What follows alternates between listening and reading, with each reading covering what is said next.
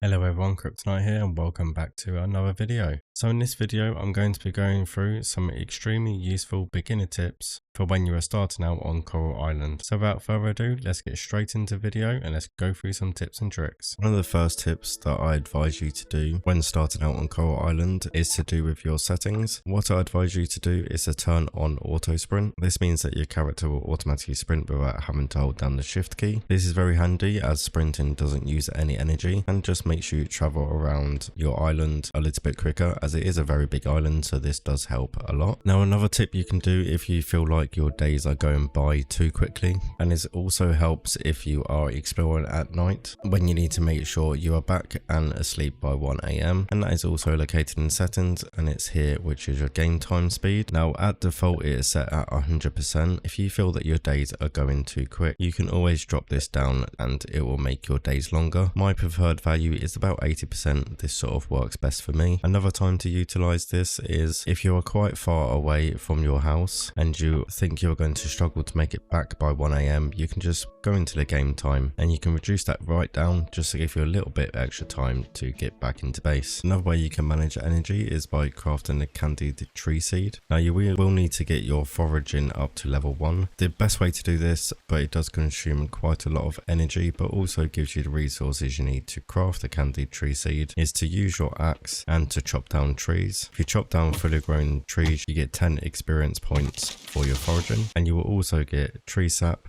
and maple seeds, or depending on what tree you get, it will drop the relevant seeds. Once you reach level 1, you are able to craft the candied tree seed, which is any tree seed and sap as well. And as you can see, your candied tree seed will give you 70 energy and 20 food. So early game, this is a really easy resource to craft, and it will also provide you with a nice load of energy as well. Now another tip in regards to gathering resources is to always carry your scythe around. Carrying your scythe around allows you to create your own paths while exploring, as you can see, all the obstacles, including the trash, the weeds, will block your path. Now you can create your own paths with the scythe, so it's always ideal to carry this around with you, which will avoid you getting stuck but also allow you to create your own paths while exploring. Now another good thing to do early game as well with your scythe is to try and harvest all the weeds you can. Not only will you get fiber, but you'll also get wild seeds, and wild seeds are brilliant early game for a good resource for money. Now wild seeds are a great resource early game. You can plant these wild seeds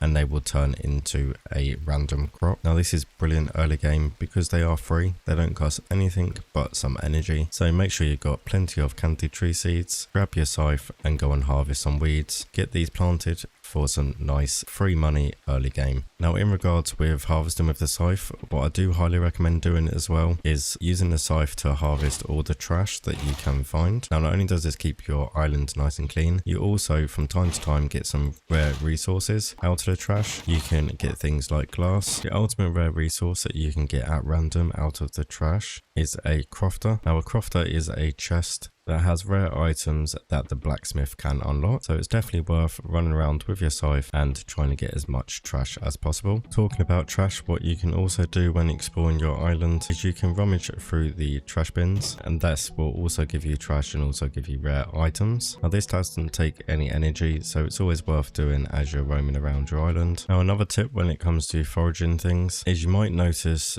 yourself wasting a lot of energy when you miss harvesting items like so. Now a nice tip for this is if you hold down the control button, it will put you into a strafe, which means that you can accurately line yourself up with your desired resource to harvest. Now once you've been through the quests and you've been to the beach hut and you've got the fishing rod and the bug net as well, what I highly recommend you doing when you're fishing and you're bug catching is you keep at least one of every fish and every bug that you catch, because just like a game that most of us should be familiar with, and that is Dinkum, we also have a museum. Now similar to Dinkum, the museum is where we can donate things. So we can donate fish, we can donate bugs, and we can also donate fossils as well when we come to find them. Make sure you keep at least one of every fish and every bug. If you want to sell your duplicates, I do highly recommend doing that, as they will bring you in quite a bit of money. So it's definitely worth doing that. Another small little tip and something that isn't really explained: when you are leveling up your levels for farming, foraging, mining, catching, etc.,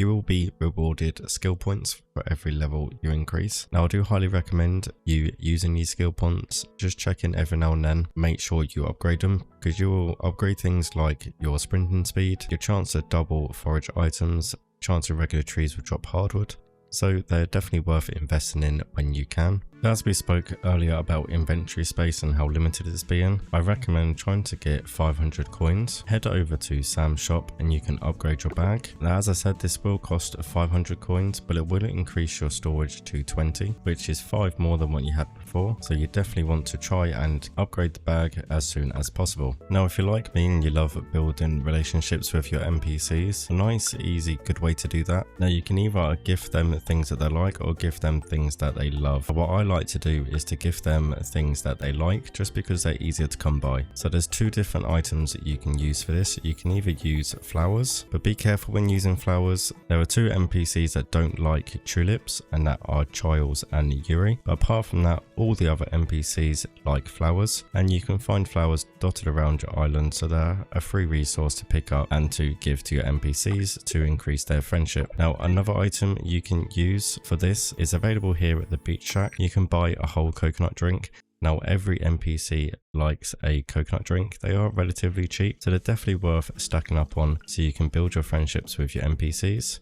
So when you first start Coral Island, you will probably notice that your inventory space is limited. You will probably fill it up very, very quickly. So I can see my inventory here is full. Now before you can start crafting chests, which take a few resources, but if you're at the point before you have started crafting chests, what you can do for a bit of inventory management, because as you've probably noticed, you can't drop items yet in the game. You can only dispose them in the trash, which means they will be gone forever. What I like to do is use the shipping bin here, so you can quickly store items in the shipping bin and free up some inventory space. Now you do want to be careful with the shipping bin, because if you still have items in there when you sleep, they will be sold and you will lose them. So make sure before you go to sleep you pop them all back in your inventory. So there we go everyone, there's a few tips and tricks for you in Coral Island. If you found these tips and tricks helpful and want to see more, make sure you hit that like button and let me know down in the comments down below if you want to see more Coral Island content. So far I have been enjoying this game thoroughly, and all of you Dinkum players, I'm pretty sure you will all thoroughly enjoy playing too, and it's definitely worth checking out. Make sure you also hit that subscribe button so you don't miss any more content. Thank you all for watching, and I will see you in the next one.